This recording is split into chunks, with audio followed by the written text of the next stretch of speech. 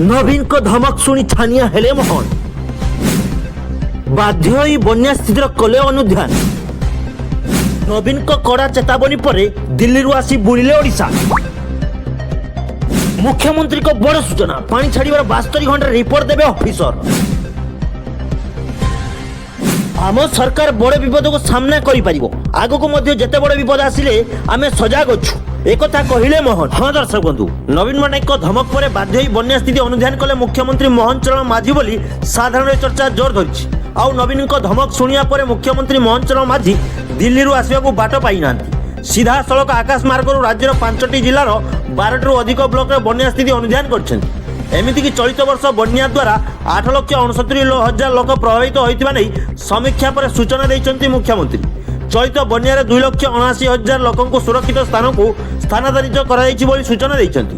17टी ऑड्राफ्ट team, 7टी NDR team, 129टी अग्निशम विभाग नियोजित होई लोकंक पई काम करिसन्ति। जिलापाल मानक पानी छाड़ियार 3 दिन भितर क्षयक्षति आकलन रिपोर्ट देवाक निर्देश दिया जाइछि। सरकार तरफ 126 कोटी टंका मंजूर करा जाइछि। बन्या परवर्ती मुकाबिला पई सरकार प्रस्तुत अछन्ति बोली मुख्यमंत्री सूचना दैछन्ति। ए सबको नवीन पट्टनायक चेतावनी पर संभव हैला बोली जहा चर्चा जोर धरिछि।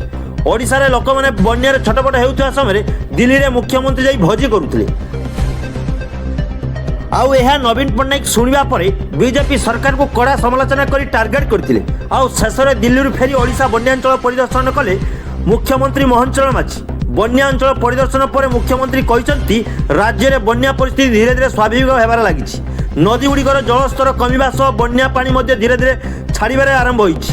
प्रशासन आकलन अनुसार आसंता 2 दिन मध्य अधिकांश बन्या प्रभावित अंचल पानी संपूर्ण छड़ा जावार संभावना रही।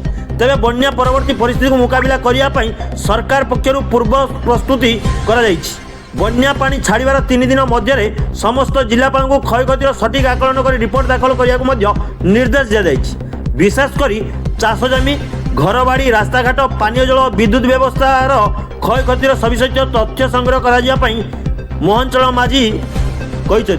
आकलन शेष होगा पर चाषी, घरबाड़ी हराई परिवार एवं अन्य क्षतिग्रस्त सरकार पक्षर सहायता पैकेज प्रदान कर सूचना देइछन्ति। एहा सह मुख्यमंत्री आकाश मार्गरू बन्या प्रभावित अंचल समीक्षा करिसेंति। जाजपुर जिलार दशरथपुर, बोरी, बिंझारपुर, भद्रक जिलार धामनगर, भंडारीपोखरी और चांदबाली, बालेश्वर जिलार रेमुणा और बालेश्वर सदर, मयूरभंज जिला बरसाई, उदुला और कप्तिबदा एवं केन्दुझर जिलार हाटडिया ब्लॉक बन्या प्रभावित अंचल स्थिति संपर्क में अनुध्यान करिसेंति। समीक्षा पर संपृक्त जिलापाल मानक रिलीफ, उद्धार एवं पुनरुद्धार कार्य कौन प्रकार अवहेला न करने निर्देश दिया जाइछि।